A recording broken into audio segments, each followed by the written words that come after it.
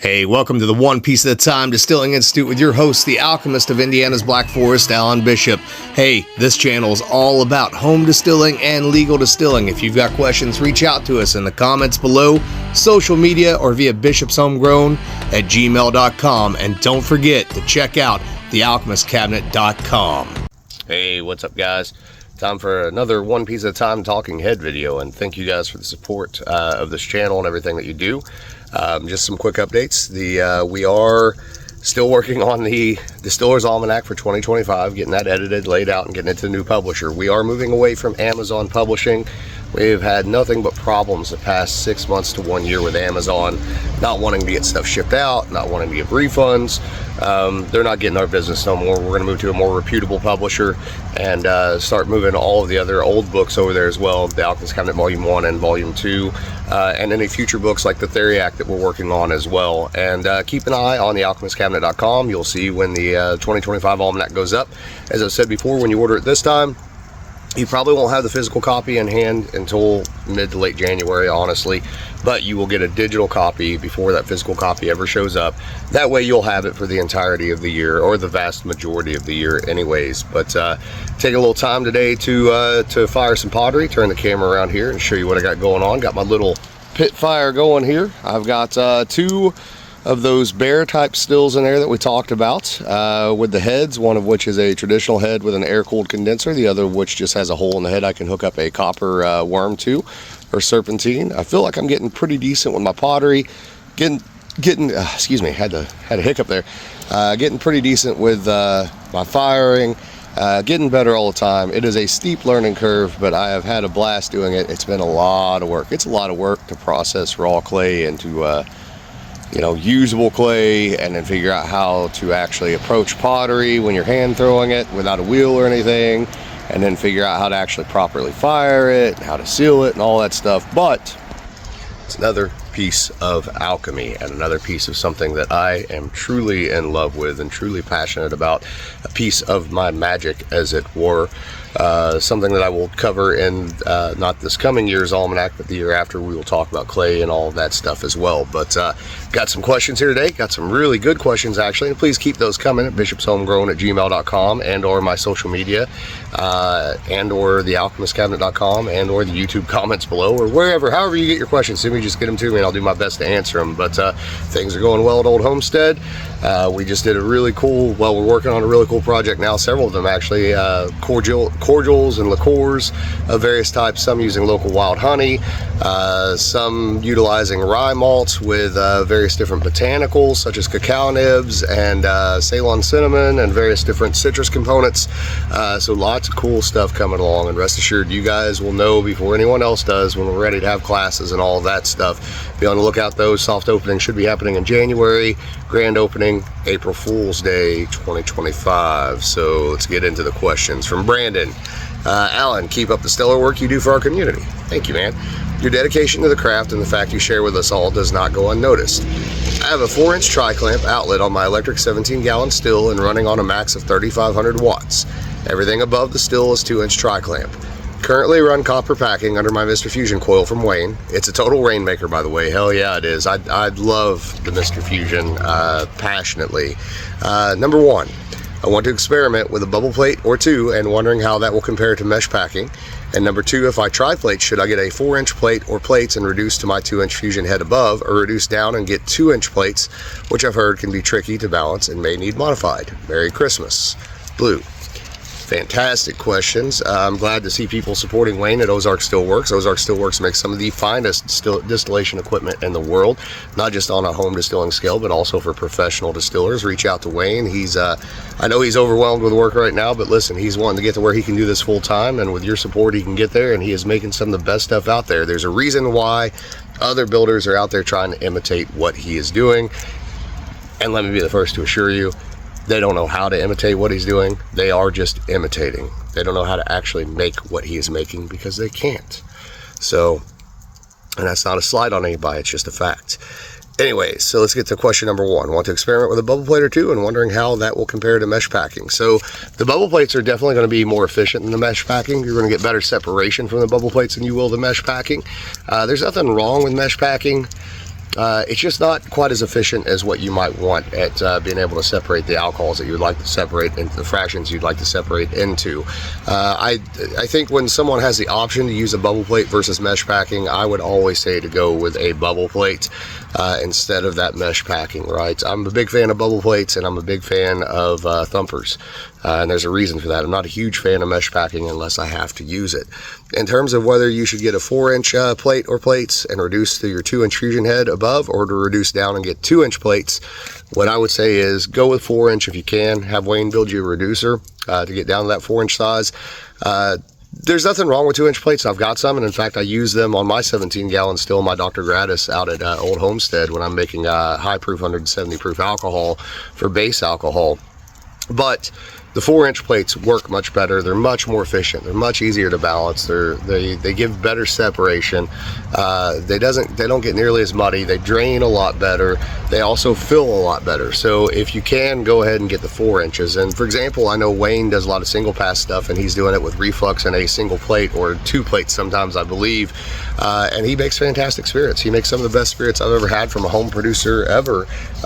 You know, including everyone that I've had on Distillers Talk and all the things that Justin and I have done when Justin and I were doing all the tastings, the 4 and 40 and all that stuff. Wayne's stuff holds up every bit as good, if not better, than many of the professional distillers that I know on that single pass with those plates. So moving forward, great questions, man. Keep those coming.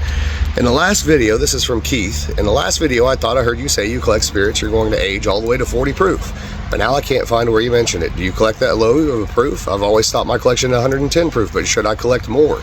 Being able to have an experienced distiller answer our questions is great. I feel comfortable saying that you have no idea how appreciative your audience is. Thanks, man. I really appreciate that, buddy. No, I don't collect all the way down to 40 proof for hearts. So on hearts, typically, let's say on a doubling run, if I'm going to do a white spirit on a doubling run, double pot still, I'm probably going to go down to about 92 or 95, somewhere in that range. If I'm going to go into a barrel, I might drop down to 88. Now, I will collect all of my tails after that all the way down to 20 proof to rerun in the next doubling run of that same double pot distilled spirit, but certainly I'm not going down below 88 proof to collect tails on anything pretty much ever. If I am running the pot with a double thumper, I'm typically cutting the tails on that single pass distillation about 120 proof, which might seem high, but with a double thumper and the efficiency that I'm getting out of the double thumpers I have at Old Homestead, that's just about right. In fact, sometimes it's a little too dirty. For example, with fruit brandies like peach brandy at Old Homestead, we found that we're closer to cutting at about 130 into tails. So we do occasionally, I have in the past on double pot still distillation, collected a fraction down below tails, which is called sweet water. That's down below 20 proof, usually about 15 proof to about 10 or so. And sometimes that does get used as a proof reduction agent when I'm going into a barrel for a long period of time, because it basically carries the essential oils of whatever the raw material that you're distilling is into that distillation, and can add a lot back to certain types of spirits. But it is not certainly not appropriate for every spirit that you're going to produce. On single pass distillations with plates, a lot of times I'll run 1 or 2 plates, run heavy reflux. Depends on what I'm trying to do. On single pass, I like to hold about 125, 130. And as soon as I start to see that proof decrease any noticeable amount, I just go ahead and cut off the tails and collect the tails for the next distillation as well. So yeah, you're not going to catch me going down to 40 on a hearts cut. I'm sure there's people out there that do it, but it ain't me for sure. So I do have one more email here, and thank you guys so much for the compliments. It's really appreciated. This email is pretty interesting, and I had initially missed it, but I'm going to reach out to Peter here, Peter Stanaway from Stanaway's Craft Distillery, to see if maybe he might want to come on. If you have ghosts, you have everything. So here's a rare crossover with One Piece at a Time Distilling Institute and my other love, the paranormal, the high strangeness, the 4TN, the If You Have Ghosts, You Have Everything podcast, and a great example of some of the high strangeness that happens to be included in the art of distillation, having its roots tying back to Hermeticism and alchemy. There's always weirdness around it. So Peter says, I wanted to ask a question, but first, thank you for all you're doing for the distilling and home distilling industry right now. I feel a lot of people are learning a lot from you, so cheers for that. The question is, how much dead yeast can be used as a nutrient before it affects the flavor and the distillate tastes like Marmite? Also, you've mentioned haunted distilleries. We'll go to that in just a second. Let's answer your question first. So the dead yeast thing is pretty interesting. So typically I don't do a lot of like autolyzed yeast or dead yeast on purpose at the distillery or even at home. Sometimes I will use something like Superfood, which has some autolyzed yeast in it, but I use it about a quarter of the recommendation of the producer. You know, for most yeast strains that are adapted to higher ABV beers or wines, especially those that are going to go into, you know, a heavy grain mash bill with plenty of nitrogen, etc., I don't find that the dead yeast is all that necessary. Now, if you're doing something like Uncle Jesse's Simple Sour Mash, you're going to slowly build up dead yeast over time.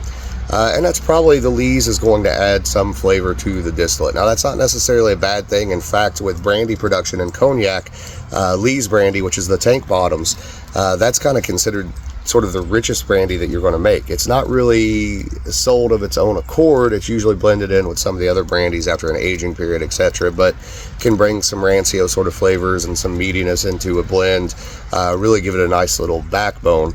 But like I said, with something like Uncle Jesse's Simple Sour Mash, you are going to get a lot more of that. I've taken those Uncle Jesse's Simple Sour Mashes at home before, you know, just sugar shines that you're sour mashing back into with the spent wash from your still.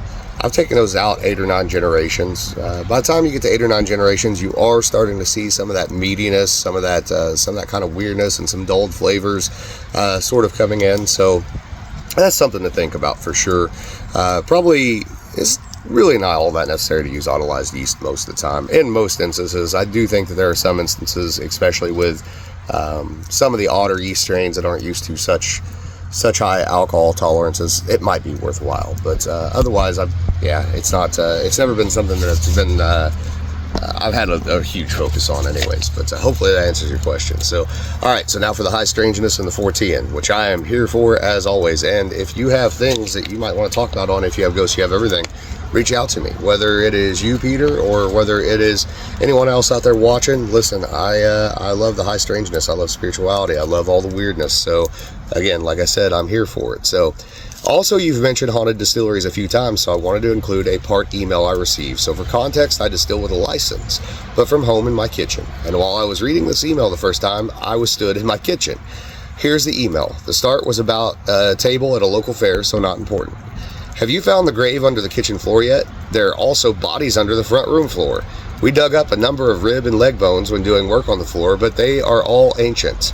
We think the house was built on consecrated ground around 1630, which was as far back as we could date it. The paneling upstairs was erected in the late 1700s and the staircase about the same time. We often had people telling us they had waved at us standing in the front corner upstairs window nearest the road, but it was always when we weren't in. The previous owner, a solicitor, had the same happen to them. Wow. Pete, we traced the house back through various occupiers and even talked to some of the descendants of the Ben family who lived in the Hall in the early 17th century. They were wealthy then and still are now in London. When they lived there, they also owned Newton Manor, which is now a ruin near Calder Bridge. The other part of the house, which is now called Hensingham House, was built as an add-on to the original farmhouse in the 1700s, so that's probably what your date refers to.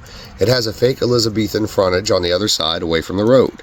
I had some of the rib bones tested in the labs at Sellafield, which was how we found out that they were really old, so we put them back. The photo attached is old Ma Fenwick of the farming family. They now live in a farm in Seacale, but this was taken in 1966 in the front right room beside the kitchen. You've probably still got the fire, although a previous owner got rid of the awful bricks around years ago.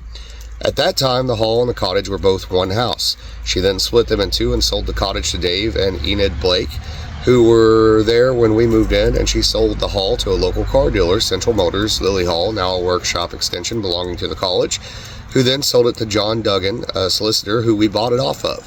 Dave died a few years back, but his wife still lives nearby and often pops in the shop to say hello. One of the occupiers, it was owned for centuries by the Lother estate and rented to high-end locals by them, in the 18th century was a knight. One of the Senhouse family, whose ancestor now lives in a big mansion called the Fitz in Cockermouth. We exchanged some lovely letters 20 years ago, and I may still have detailing his family history, including the one who lived in the hall. There used to be a brass bell outside the front door with a Latin inscription saying something like, "Love to those who come in peace and death to others." The bell was still there when we sold it in 2003. You know, some of this stuff is making me wonder about certain religious orders who were knights. There were a couple different ones out there. Obviously, the the Knights Templar and the Knights Hospitalier. I can't say that right, I apologize. The couple we sold it to kept snakes and apparently lost a boa constrictor under the floor upstairs. Not sure if they found it, but they love the ghost stories. Wow, man.